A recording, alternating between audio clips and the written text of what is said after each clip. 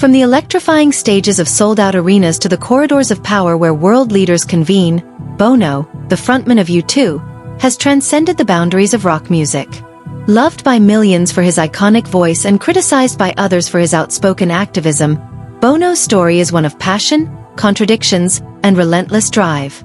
But how did Paul David Hewson, a boy from Dublin, Ireland, rise to become not only a global rock icon but also one of the most polarizing and influential humanitarians of our time?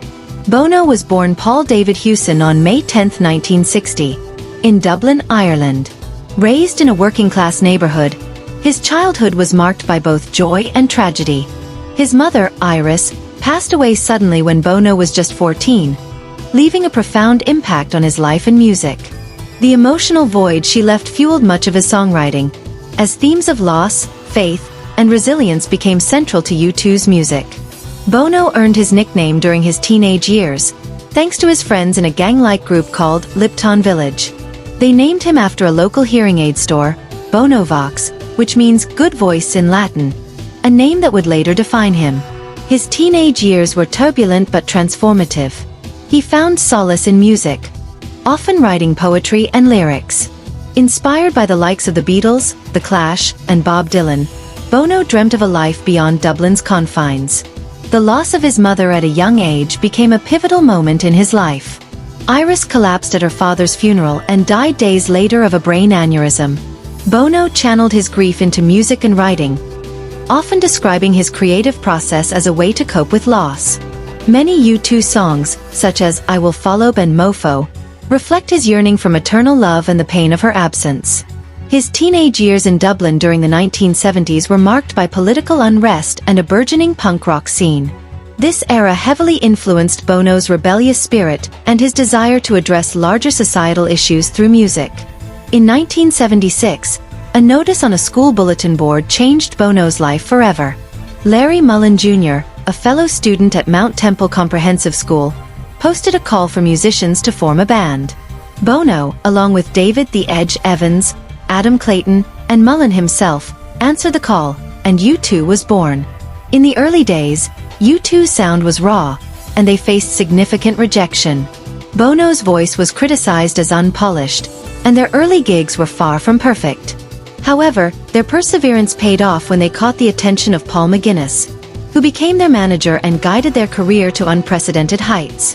Their debut album, Boy, 1980, explored themes of adolescence, faith, and existential questions, earning them critical acclaim. Bono's lyrics were introspective yet universal, setting the tone for the band's future as socially conscious rock icons.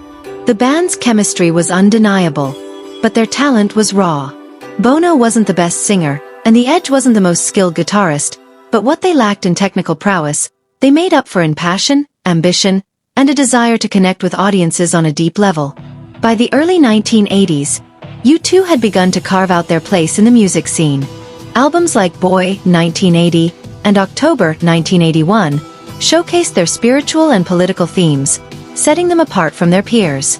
Bono's charismatic performances and heartfelt lyrics quickly made him the face of the band. The release of War, 1983, catapulted U2 into global fame. Tracks like Sunday Bloody Sunday and New Year's Day resonated with audiences, blending powerful political messages with anthemic rock. Bono's onstage persona, often waving white flags or climbing stage scaffolding, turned U2 concerts into unforgettable experiences.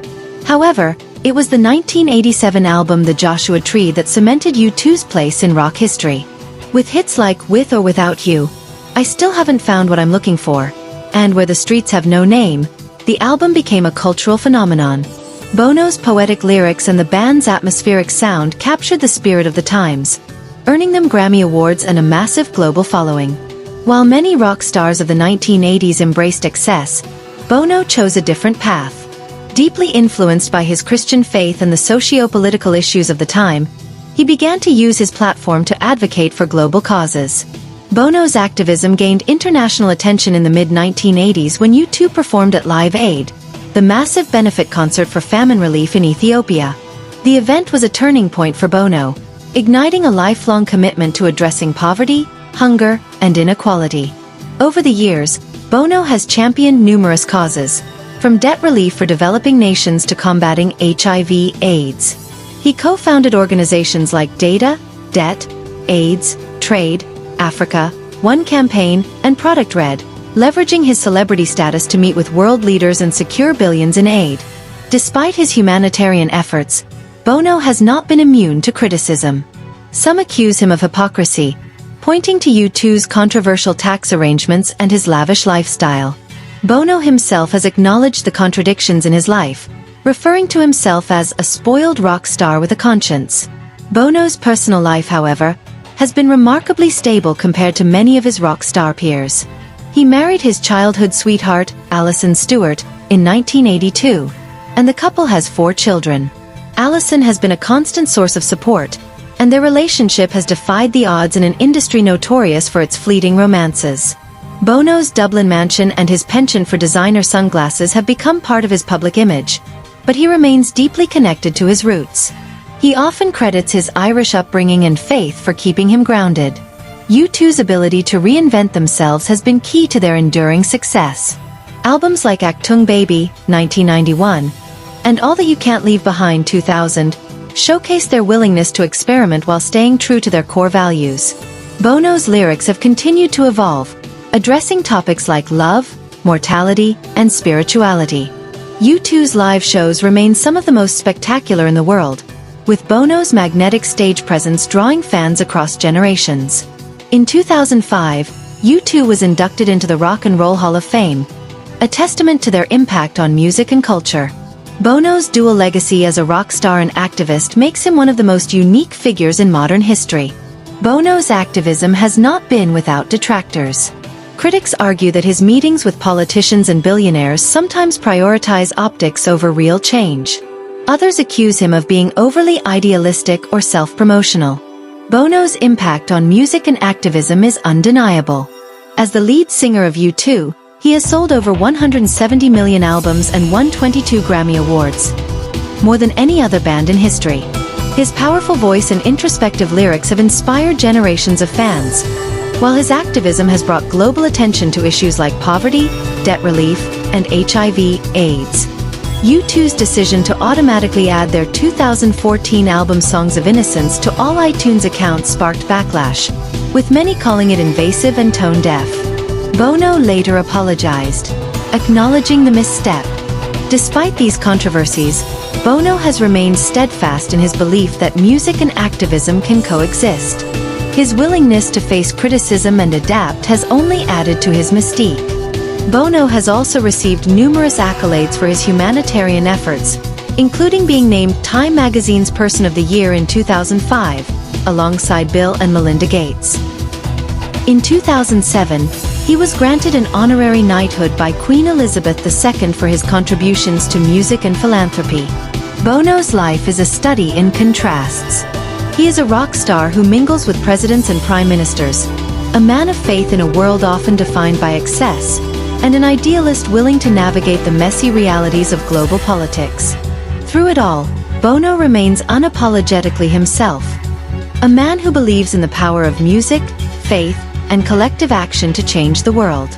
Whether loved or criticized, his legacy as one of rock's most iconic and controversial figures is assured. Bono is a paradox, a rock star who mingles with presidents and popes, a man of faith in an industry often associated with hedonism, and an activist who courts controversy. His story is one of ambition, resilience, and an unwavering belief in the power of music and advocacy to change the world. Whether you view him as a visionary or a polarizing figure, there's no denying Bono's impact on music and global issues. He is, as he once sang, stuck in a moment that will likely resonate for generations to come. Bono once said, "Music can change the world because it can change people." As his journey shows, he's dedicated his life to proving that statement true. So, what do you think of Bono's dual role as a rock star and humanitarian? Let us know in the comments below. And if you enjoyed this deep dive, don't forget to like, subscribe, and share this video. Until next time, keep rocking. God bless.